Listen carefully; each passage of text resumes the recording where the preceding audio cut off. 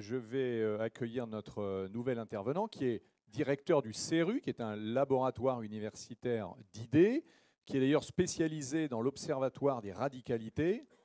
Et d'ailleurs, il a eu lui-même, dans sa jeunesse, de longues années comme syndicaliste étudiant à l'UNI, qui était un des syndicats de droite. Donc vous voyez, d'habitude, on fait la théorie puis les travaux pratiques. Lui, il a commencé par les travaux pratiques. Il va nous faire un petit peu de théorie. Olivier Vial.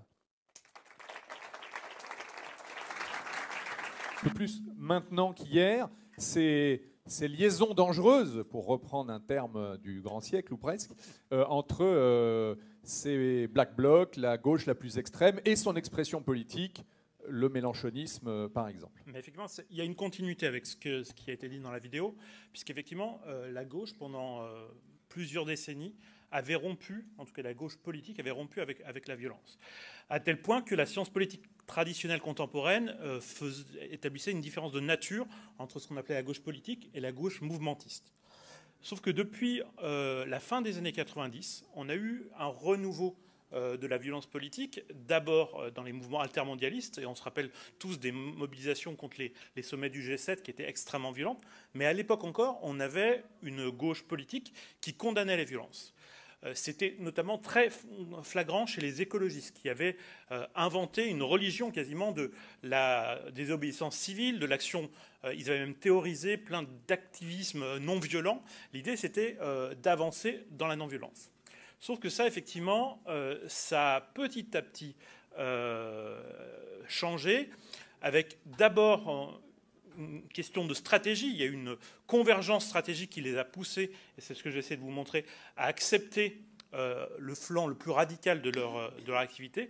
Et ça a même fini, j'y reviendrai avec LFI, par une forme d'hybridation. Et aujourd'hui, on ne peut plus faire la différence, je pense, entre la gauche qui est dynamique, celle qui invente des concepts, qui invente une vision de la société, qui propose un imaginaire au monde, et la violence. La violence fait partie de cet imaginaire dans cette partie de la gauche-là.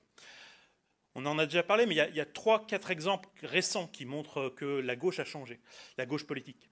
Sainte-Soline, vous l'avez tous vu, des actions violentes, trois camions de gendarmes incendiés, d'autres camions qui ont été éventrés au chalumeau et à la disqueuse. Donc on n'était pas sur des choses qui étaient tout à fait anodines. Et dans le même temps, des élus avec l'écharpe autour des casseurs, qui étaient pourtant présents dans une manifestation qui était interdite, et qui ont même servi de bouclier humain, c'est-à-dire qu'ils s'interposaient entre les forces de l'ordre et les militants les plus radicaux pour permettre aux plus radicaux de pouvoir battre en retraite quand il c'était nécessaire. Ça, c'est la première chose, c'est qu'il y a quelques années, on n'aurait pas vu ça. Deuxième élément, alors Sandrine Rousseau, pour ça, est une prophète de ce qui se passe à gauche, mais vous vous rappelez peut-être, il y a un an, jour pour jour quasiment, il y a un train dans le Morbihan qui est attaqué par un commando de 40 activistes qui vont, dans une scène de western, construire un muret sur les rails pour stopper le train, et ils vont déverser les 1500 tonnes de blé sur la voie. Une action extrêmement violente. On demande le lendemain à Sandrine Rousseau si elle condamne cette action qui effectivement a été inédite en France dans son ampleur. Elle va juste dire non, c'est une action coup de poing qui a vocation à sensibiliser les gens aux conséquences de l'élevage industriel. La même va nous dire quelques semaines après que les antifas n'ont jamais frappé personne.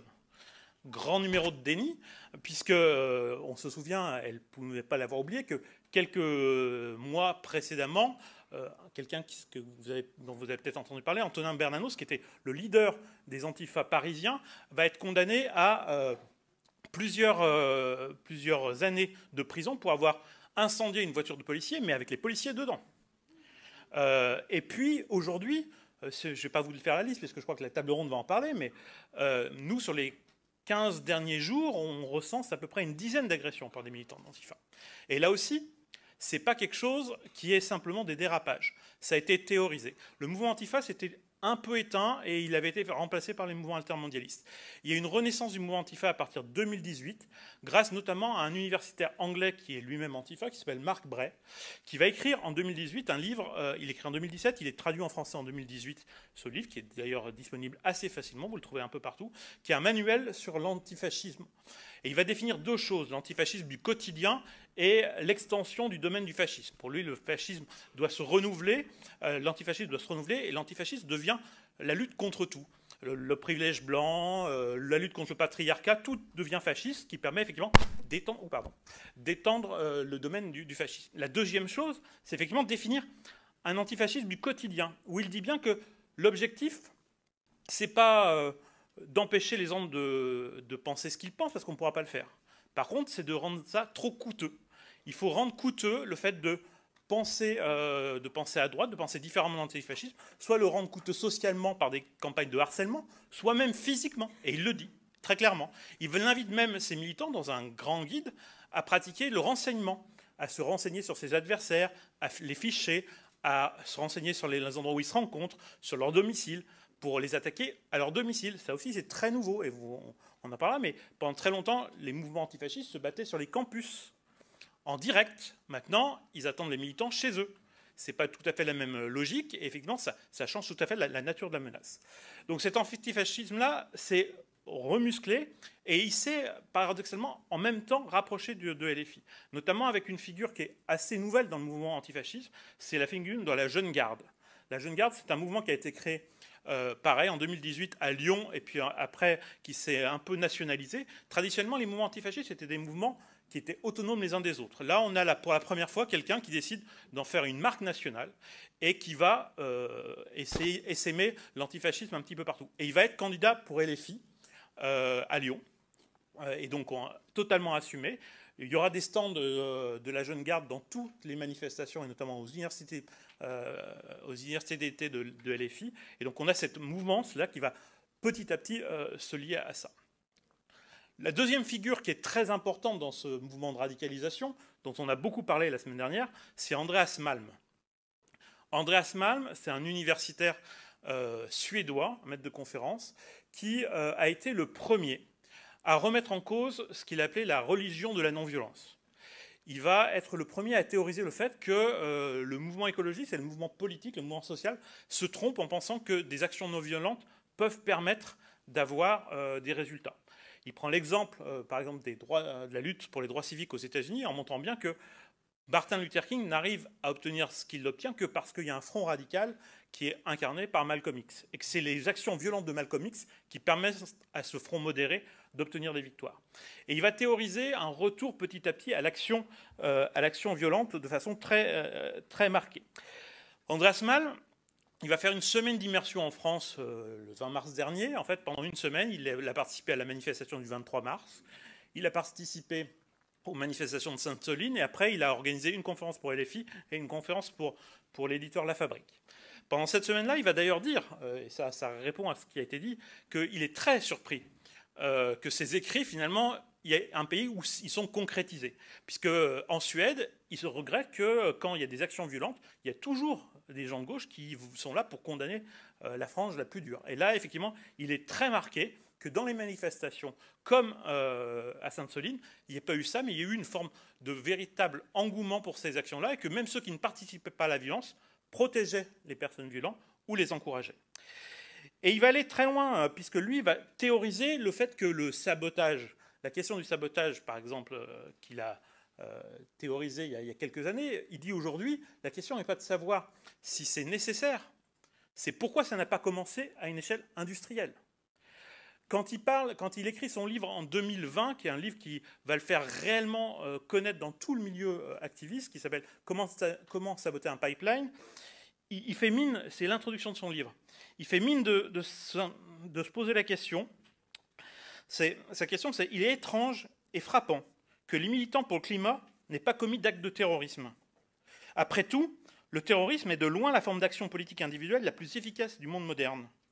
C'est d'autant plus remarquable quand on pense à la facilité avec laquelle on peut faire sauter des stations-service ou vandaliser des SUV. » Et cette personnalité-là va développer toute cette théorie pendant des années au sein des milieux activistes, à tel point que des mouvements comme Extinction Rébellion, par exemple, au mois de février de l'année dernière, il y a une quinzaine de groupes d'Extinction Rébellion qui ont quitté le mouvement qui était jugé trop mou, parce que justement ils prenaient l'action non violente, pour rejoindre les actions de la théorie d'Andreas Malm. Et aujourd'hui, c'est lui qui impulse le mouvement. Et c'est quand même, effectivement, là aussi très nouveau, que c'est à ce moment-là que Jean-Luc Mélenchon décide de créer avec son Institut de la Boétie, qui est son centre de formation, une chaire de géographie, et qui donne pour la première fois à Andres Malm la titularisation de cette chaire. Et Andres Malm va être amené à faire plusieurs conférences pour la France insoumise, auprès de ses adhérents, ses élus, et on a quand même quelqu'un qui est extrêmement radical. Et il va théoriser deux choses, Andreas Malm. Un, la nécessité du flanc radical, ce qu'on a un petit peu parlé, donc le fait qu'il y ait besoin d'avoir un flanc radical violent, et que c'est grâce à lui que toute la gauche va pouvoir être entraînée. Et la deuxième chose, c'est la loi tendancielle de l'acceptation de la violence.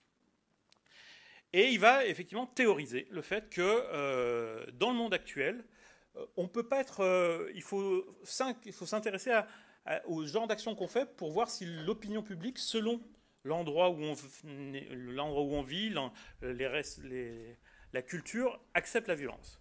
Et effectivement, il considère par exemple que la Suède accepte moins la violence que la France. Et qu'en France, il faut être très vigilant parce qu'on n'accepte pas toute la violence. La violence contre certaines biens matériels est acceptée, contre les personnes, il estime que pour l'instant c'est prématuré. Il ne condamne pas par principe, il estime simplement que c'est prématuré.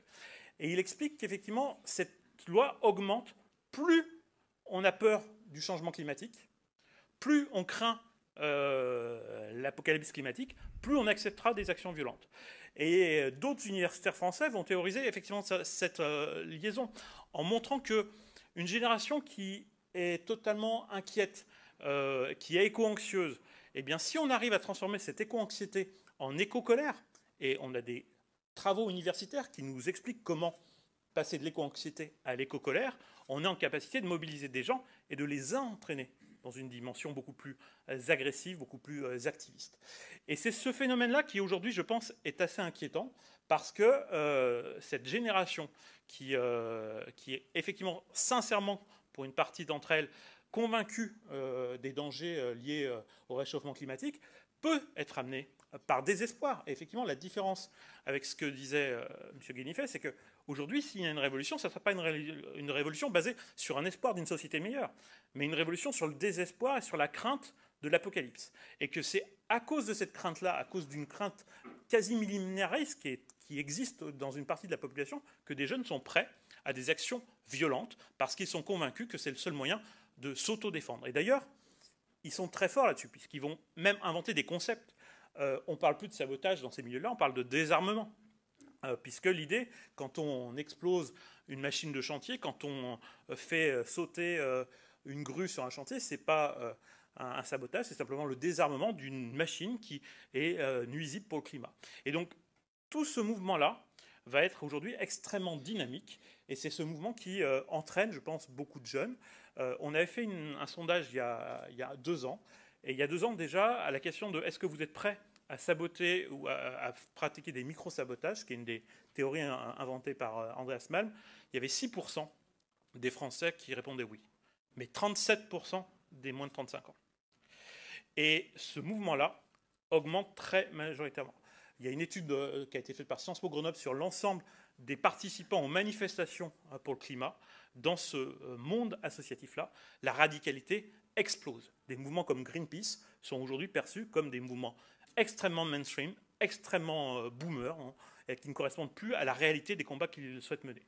Et donc c'est ce phénomène-là qui touche la jeunesse, qui entraîne la jeunesse dans une dimension extrêmement activiste, qui peut effectivement permettre à ce mouvement de grandir. D'autant plus, et ça sera ma conclusion, que Marc Bray a bien compris comment fonctionnaient nos démocraties. Et il sait qu'effectivement, quand les mouvements antifa attaquent des colloques, quand ils empêchent des gens de droite de s'exprimer, au début, il y a des défenseurs de la liberté d'expression. Mais qu'à force de le faire, il y aura de moins en moins de personnes pour se battre pour ça, et ils gagneront à l'usure. Et donc ça, c'est théorisé.